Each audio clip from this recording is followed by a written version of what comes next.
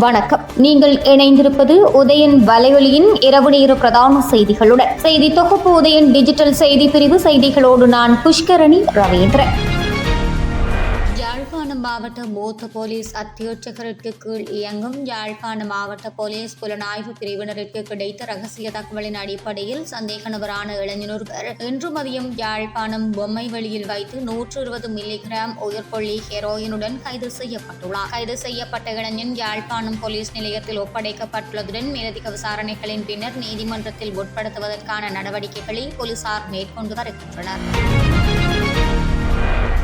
2025 ஆண்டு தேசிய தைப்பொங்கல் விழாவை யாழ்ப்பாணத்தில் நடாத்துவதற்கு புத்த சமய மற்றும் கலாச்சார அலுவல்கள் அமைச்சு தீர்மானித்துள்ளது. இதன்படி தேசிய கொண்டாட்டத்தை 2025 ஜனவரி 18 யாழ்ப்பாணம் தெல்லிப்பளையில் நடத்துவதற்கான ஏற்பாடுகள் மேற்கொள்ளப்பட்டு வருவதுடன் பல வேலை திட்டங்களும் நடைமுறைப்படுத்தப்பட்டுள்ளதாக தெரிவிக்கப்பட்டுள்ளது. இந்த விடயங்களின் முன்னேற்றம் தொடர்பான கலந்துரையாடல் நேற்று புத்த சாசன சமய மற்றும் கலாச்சார அலுவல்கள் அமைச்சர் கலாநிதி ஹெனிதும சுனில் சனவி தலைமையில் அமைச்சில் நடைபெற்றது. இதில் பெரும் தோட்ட மற்றும் சமூக உட்கட்டமைப்பு பிரதி அமைச்சர் சுந்தரலிங்கம் பிரதீப், இந்து சமய பண்பாட்டு அலுவல்கள் திணைக்களத்தின் பணிப்பாளர் மற்றும் இதர அதிகாரிகளும் கலந்து கொண்டனர்.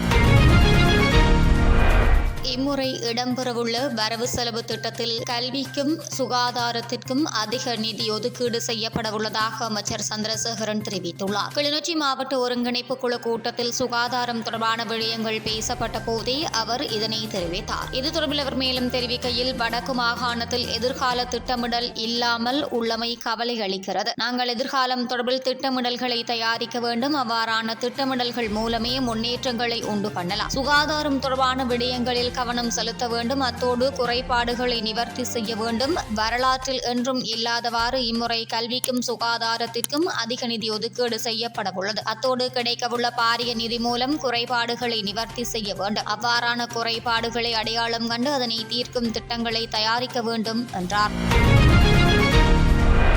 இலங்கை தமிழரசு கட்சியின் தலைமை பதவியில் மாவை சேனாதி ராஜா தொடர்வதில் கட்சிக்குள் இரு வேறுபட்ட நிலைப்பாடுகள் வெளிப்படுத்தப்பட்டுள்ளன. இலங்கை தமிழரசு கட்சியின் தலைவரை மட்டுமல்ல, கட்சியின் எந்தவொரு மத்திய குழு உறுப்பினரையும் பொதுச்சபையின் அனுமதியின்றி நீக்க முடியாது என்று அக்கட்சியின் நாடாளுமன்ற குழுக்களின் ஊடக பேச்சாளரும் மட்டக்களப்பு மாவட்ட நாடாளுமன்ற உறுப்பினருமான ஞானமுத்து ஸ்ரீநேசன் தெரிவித்துள்ளார். இதேவேளை கட்சியின் தலைமை பதவியில் இருந்து பதவி விலகுவதாக உத்தியோகபூர்வமாக அறிவிப்பை செய்த பின்னர் எந்தவொரு அனுமதியையும் யாரிடமும் பெற வேண்டும் என்று யாப்பில் கூறப்படவில்லை என்று தமிழரசு கட்சியின் வெளிவிவகாரங்களுக்கான செயலாளரும் ஜனாதிபதி சட்டத்தரணியுமான எம். சுமந்திரன் தெரிவித்துள்ளார். இதற்கு கருத்து வெளியிட்ட ஞானமுத்து ஸ்ரீநேசன், மாவை சேனாதி ராஜா மட்டுமல்ல, கட்சியின் எந்தவொரு மத்திய குழு உறுப்பினரையும் பதவி நீக்குவதற்கு பொதுசபையின் அனுமதி அவசியமாகும். ஆகவே பொதுசபையின் அனுமதியின்றி மாவை சேனாதி ராஜாவை கட்சியின் தலைமை பதவியில் இருந்து நீக்கிவிட முடியாது. முன்பு கட்சியின் பொதுச் செயலாளராக இருந்து துரைரத்ன சிங்கம் தேசிய பட்டியல் நாடாளுமன்ற உறுப்புரிமையை தன்னிச்சையாக வழங்கினார் என்று குற்றச்சாட்டுகள் எழுந்து அவரை பதவி விலக வேண்டும் என்று கட்சியின் மத்திய செயற்குழு கூட்டத்தில் குறிப்பிட்ட போது,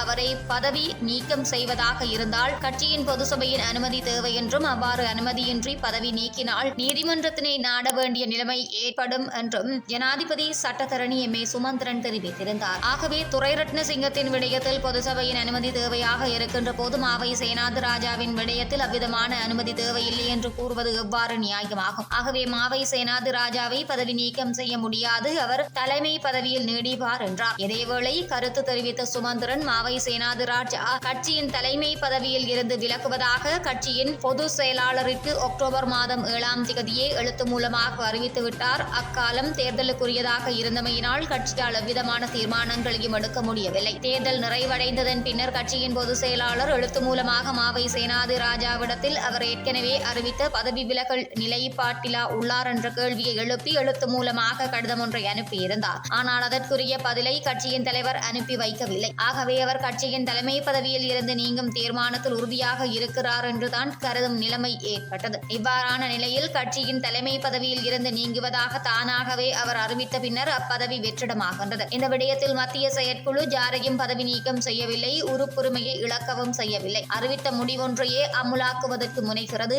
எனவே இந்த விடயத்தில் பொது சபையின் அனுமதி அவசியமற்றது. உண்மையிலே மத்திய குழுவின் தெளிவான நிலைப்பாட்டிற்காகவே வாக்கெடுப்பு கூட அவசியமாகிறது. கட்சியின் தலைமை பதவியில் இருந்து நீங்குவதாக அறிவித்து 1.5 மாதங்கள் நிறைவடைந்திருக்கின்றது என்பதும் இங்கே முக்கியமான விடயமாகின்றது என்றார்.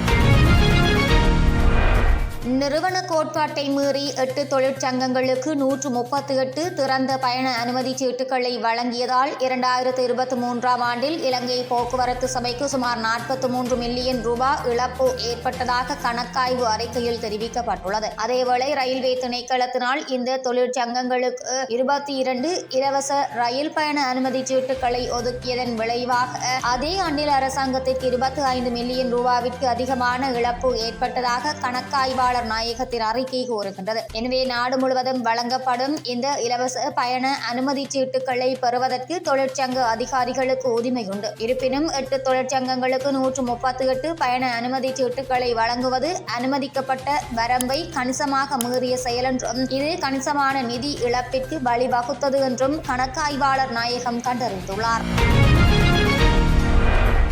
மின்சார கட்டணத்தின் திருத்த யோசனை தொடர்பில் பொதுமக்களிடம் இருந்து வாய்மொழியாக கருத்துக்களை பெற்றுக்கொள்ளும் நடவடிக்கை இன்று முதல் ஆரம்பமாகும். முதலாவது அமர்வு இன்று மத்திய மாகாணத்தில் ஆரம்பமாகியுள்ளதுடன் கண்டி மாவட்ட செயலக வளாகத்தில் இது இடம்பெற்றுள்ளது. புத்தாண்டின் முதல் 6 மாதங்களுக்கு மின் கட்டண திருத்தம் செய்யாமல் பராமரிக்க வேண்டும் என்று சமீப காலத்தில் மின்சார சபை முன்மொழிந்திருந்தது. இது தொடர்பில் பொது பயன்பாடுகள் ஆணைக்குழு பதில் யோசனைகளை முன்வைத்தது. மின்சார கட்டணத்தை 10 முதல் 20% வரை குறைப்பதற்கான சாத்தியக்கூறுகள் இருப்பதாக குறிப்பிடப்பட்டிருந்தது. இந்த யோசனைகள் தொடர்பில் கடந்த 17ஆம் தேதி முதல் பொது மக்களிடம் இருந்து எழுத்து மூலமான கருத்துக்கள் பெறப்பட்டதுடன் இன்று முதல் ஜனவரி 10ஆம் தேதி வரை 9 மாகாணங்களையும் உள்ளடக்கி வாய்மொழி கருத்துக்களை பெற்றுக்கொள்ள ஏற்பாடுகள் செய்யப்பட்டுள்ளன. இதன்படி மின்சார கட்டண திருத்தம் தொடர்பில் பொதுமக்கள் தமது கருத்துக்களை தெரிவிக்க பொது பயன்பாடுகள் ஆணைக்குழுவின் தொலைபேசி இலக்கமான 07094343193 தொடர்புகளை மேற்கொண்டு பதிவு செய்ய முடியும் எனவும் வாய்மொழி மூலம் எழுத்து மூலமும் கருத்துக்களை பெற்ற பின்னர் ஜனவரி 17ஆம் தேதி